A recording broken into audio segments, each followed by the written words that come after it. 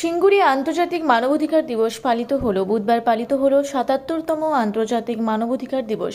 সেই উপলক্ষে এদিন সর্বভারতীয় মানবাধিকার সচেতনতা ও সুরক্ষা সংগঠন সিঙ্গুর ব্লক কমিটির পক্ষ থেকে এই দিবস পালন করা হয়।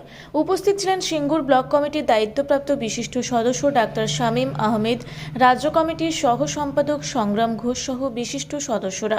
আরামবাগ ব্লক কমিটির সম্পাদক শেখ নওশাদ হোসেন, তারকেশ্বর ব্লক কমিটির সম্পাদক শেখ রাকিবুল আলী, বিদ্যুৎ মণ্ডল সহ বিশিষ্ট সাংবাদিকেরা। এই দিন কামারকুণ্ডু স্টেশন সংলগ্ন এলাকায় পথসভা ও পরে বাইক র্যালির মধ্য দিয়ে অনুষ্ঠানের শুভ সূচনা হয়। র্যালিটি সিঙ্গুর রেলগেট সংলগ্ন একটি নার্সিংহোমে এসে শেষ হয়। সেখানে গুরুত্বপূর্ণ আলোচনার মধ্য দিয়ে অনুষ্ঠানটি শেষ করা হয়। এই বিষয়ে হুগলি কমিটির বিশিষ্ট সদস্য ডাক্তার শামীম আহমেদ সাংবাদিককে কি বললেন, বিস্তারিত শুনে নেব। মানবাধিকার দিবস, সেই উপলক্ষে সিঙ্গুরে এত বড় একটা অনুষ্ঠান হচ্ছে এবং তার সভাপতিত্ব করছেন আপনি, কি বলবেন? আজকে খুব ভালো লাগছে। আমার ছোট থেকেই একটা প্রেরণা জগত। আমি নিজে একজন ডাক্তারি প্রফেশনের মানুষ, চিকিৎসা বিজ্ঞানের মানুষ, কিন্তু আমি প্রথম থেকেই সেই স্বামী বিবেকানন্দের কথাটাই ধরে তুলি যে জীবে প্রেম করে যেইজন সেইজন সে বিছে ঈশ্বর।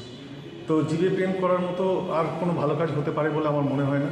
এবং সার্বিকভাবে আমরা তো সবসময় ডাক্তার মানুষরা চেষ্টা করি মানুষের সেবা করার, কিন্তু এই হিউম্যান রাইটস এমন একটা সংগঠন, যে সংগঠনের ছত্রছায়ায় এসে আমরা একটা প্ল্যাটফর্ম পাবো, যে প্ল্যাটফর্মে আমার মনের কথাটা বলতে পারবো, লোকের দুঃখ দরদের কথাটা তুলতে পারবো এবং আগামী দিনের লোকের সুবিচার, এই যে এখন দেশে তৎকালীন দেশে যা আমাদের যা অবস্থা চলছে, মানুষের মধ্যে যে একটা আতঙ্ক সৃষ্টি হয়েছে, মানুষের মধ্যে দিশেহারা সৃষ্টি হয়েছে, সেই দিশেহারা থেকে আমরা যাতে কিছু আমরা করতে পারি, যেটা একটু আগেও আমাদের নেতৃত্বরা বলেছেন যে আমরা কীভাবে এই এসআইআরের বিরুদ্ধে কাজগুলো করতে পারি। যেটা কথা হচ্ছে, আমি সাদাসাপটাভাবে বলি, আমি যেটা বুঝেছি যে আমার পেটে বিদ্যা দিয়েছে উপরওয়ালা, সেই বিদ্যাটাকে আমি কাজে লাগাতে হবে। কীভাবে কাজে লাগাবো? যে আমি পাশের বাড়িটাকে দেখছি যে সেই কাকা কি জ্যাঠা, তিনি 40 বছর ধরে, আমার বয়স 49, আমি 40 বছর ধরে থেকে জ্ঞানত অবস্থায় দেখছি, হঠাৎ করে তার নাম বাদ চলে গেলে আমাকে চেষ্টা করতে হবে, সে ব্যাপারে জানে না, কীভাবে আমরা তাকে আইন থেকে বাঁচাতে পারবো এবং কীভাবে তার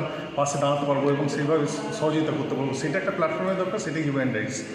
আর যাকে আমি চিনি যে ওপার বাংলা থেকে এসছে বা অন্য কোথা থেকে এসছে অনুপ্রবেশকারী, তাকে আমরা বলবো যে ভাই, তুমি এইসব কিছু হওয়ার আগেই তোমাকে টাকা পয়সা দিচ্ছি, তোমাকে আরও সাহায্য করছি, তুমি তোমার দেশে ফেরত চলে যাও। এরপরে যখন স্ক্রিনিং হয়ে যাবে, তোমার বায়োমেট্রি হবে, চোখের বায়োমেট্রি হবে, তারপর তুমি ডিটেকশন ক্যাম্পে চলে যাবে।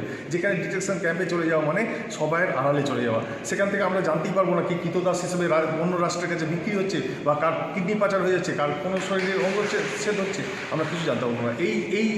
এই ধরনের আমার কিছু প্রোগ্রাম, যেমন অভয়াকাণ্ডের জন্য আমরা ভীষণভাবে ডাক্তাররা বাজারে নেমে পড়েছিলাম, কিন্তু অভয়াকাণ্ডের জন্য আমরা সুবিচার পাইনি, এখনও পর্যন্ত তার বাবা মা পায়নি, এবং সেগুলো তারা আস্তে আস্তে রাজনৈতিক দলগুলোর সাথে তারা ভিড়ে গেছে। এবং এর আরও অনেক উদাহরণ আছে, যেই উদাহরণগুলো আমি এখনও বলতে পারছি না, মনে করতে পারছি না, কিন্তু আমরা চাইছি এইভাবে সমাজের যাতে কুলুষিতগুলো মুক্ত করা যায়। আমরা যতটা পারবো নিজেদের জ্ঞান, নিজেদের অর্জিত হকের টাকা, এইগুলো খরচা করে আমরা মানুষের পাশে এসে দাঁড়াবো। এক কথা বলাই চলে, নিপীড়িত মানুষের স্বার্থে হিউম্যান রাইটস যেমন লড়াই চলবে এবং এই হিউম্যান রাইটসের একজন সহযোদ্ধা হিসাবে আমি আশা করি যে আগামী দিনে আমি সেটা নিজেকে প্রতিষ্ঠিত করতে পারব। আপনার নাম? আমার নাম ডাক্তার শামীম আহমেদ। আমি সিঙ্গুর এলাকার অন্তর্গত কামারকুণ্ডু বসবাসকারী। হুগলির সিঙ্গুর থেকে আশিস কুমার ঘোষের রিপোর্ট, রূপসী বাংলা মিডিয়া।